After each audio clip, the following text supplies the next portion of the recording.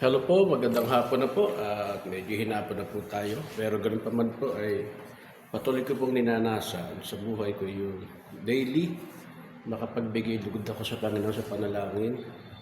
Ano man po yung mga dinaanan, ano man po yung mga sitwasyon, lagi ko pong ginagawa sa buhay ko na magkaroon ng time sa Kanya, no?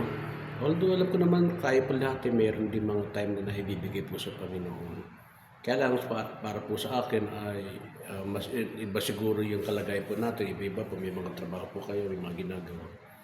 Pero ako naman po ay full-time naman ako in this church. At church family lang ang aking kasalukuyang iniikutan ng gawa. Kaya naman patuloy po akong lumalapit sa Panginoon sapagkat ito naman po talaga yung dapat at nararapat. At ang devotion po ay talagang sa wikang Tagalog ay pinanata ko na po na gawin ito sa buhay.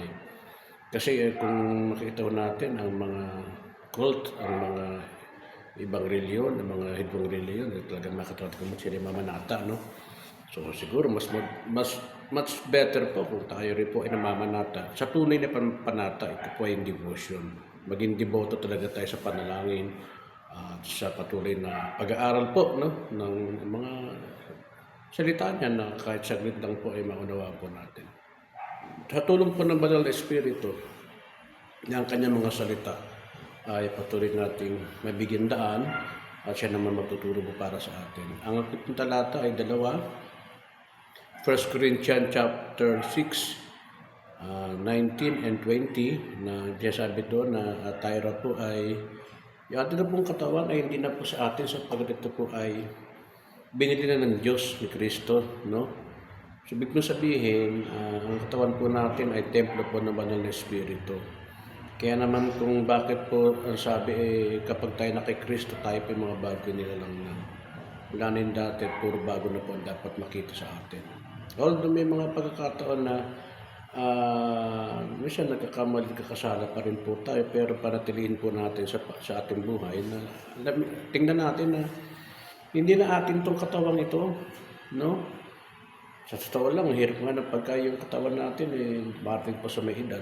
Nangyayari, ang daming nararamdaman, kaya kung minsan meron mga panalangin na, Lord, gusto ko na umalis sa katawang ito at mapunta ng aking kalawa espiritu sa iyo. So may mga ganung bagay. Siguro pag malakas pa kayo, maganda pa yung katawan ninyo, wala pa kayong ganong nararanasan. Sometimes parang pinagkakait natin at inaakala natin atin tong katawang ito. Well, siguro kung talagang hindi kayo Kristiyano o hindi mananampalataya, sasabihin talaga na kanya yung buhay na yan, yung self-will niya, kaya niyang gawin. Kaya na kung makataon natin dito sa buntong ito, pag sinabi mo ang ating katawan na hindi na sa atin, nang tayo makakilala sa ating Diyos sa buhay, nabigyan buhay po yung katawan natin. At pangalawa, kahit sabihin tayo po ay malakas, yung buhay na nilagay niyo sa katawang yan, yung hininga na nilagay sa katawang yan, pag-aari po yun ng Diyos eh. Kaya nga, ang sabi nga po ng Proverbs, yung madalas binabanggit na, kailangan mo yung ating pong buhay ay naayon po sa pagbabago.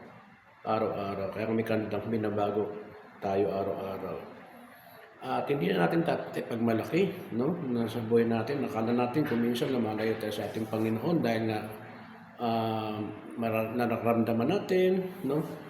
Na pwede naman natin gawin at bit-bit naman natin yung katawang yan.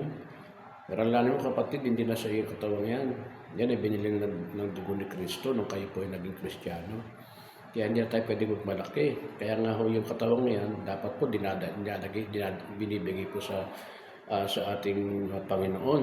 Kaya naman po, dapat po na makita natin, makuha natin na talagang magkaroon tayo ng pagkakataon sa buhay na tingnan natin yung halaga ng buhay na ito na binigay sa ng Panginoon na hindi dapat nating ipagkait ang ating katawan, especially ang ating sarili. Kaya nga sabi ng Panginoon, kung susunod kayo sa akin, deny yourself. At pasanin niyo ang krus at sumunod kay Kristo.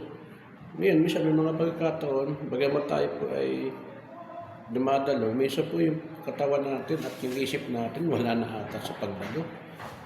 Alam mo, tatlong bahagi po ang buhay na makita natin na nangyayari po. Una po yung sympathy, apathy, at empathy.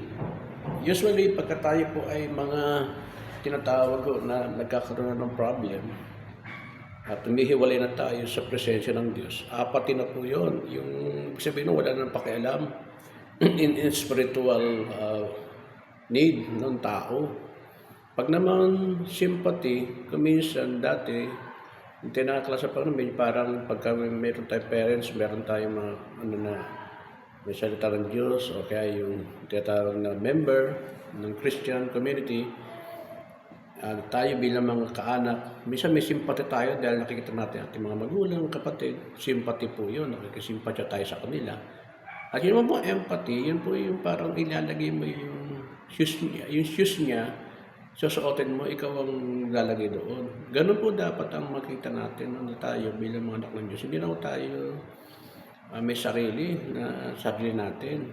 So, bagamat meron pa rin tayong pagkakataon na nag-iisip ng mga bagay na ganyan, alalahanin po natin mga kapatid na hindi ho nakakatulang na tayo po ay lalayo sa Diyos. Sabi po ng 15:6 ng John, yun daw pong branches na hindi na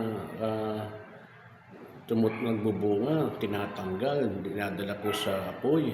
Kaya huwag nawa tayo na makakitaan na mga ganung bagay na hindi na ho tayo nagbubunga. Meaning, hindi na ho tayo lumalapit po sa Panginoon at sinasarili lang natin ito, tapos yung sariling karunungan na ginagawa po natin.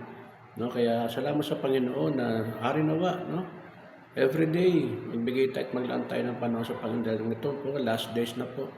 Bakbaka na po talaga ang buhay natin sa bundok ibabaw. Kaya ho, pakikibaka po, nandun pa rin.